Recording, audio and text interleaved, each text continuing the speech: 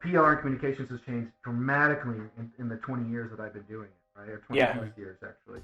I mean, back in the day, we would get, when I first came out of college, I started working for Burson Marsteller, which is they're actually, I think, the Burson, Tone, and Wolf now, or I can't keep track. They're all, buying each other out. But they at the time, they were one of the largest PR firms in the world. And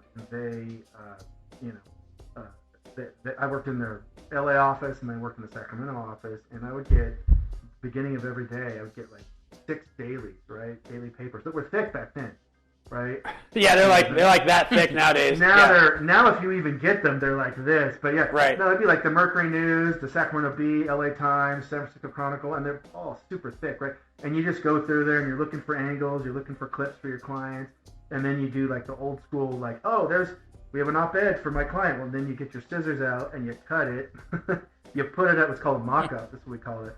You put it on a piece of paper, then you put the masthead, if it's the Sacramento Bee, you just put the Bee's masthead there. Then you photocopy it, and you do a whole clip book, so at the end of the month, you give it to the client, right? Okay, here's all of our deliverables, right? Here's where we got you placed, and so on. Nobody does that anymore. Everything's digital, obviously, at this point. And the way we communicate with journalists is very different, Right. We're using social media. Email is still very, very valid. But we're doing LinkedIn, we're using Facebook and Twitter, and journalists, especially Twitter, love to be visible on that platform.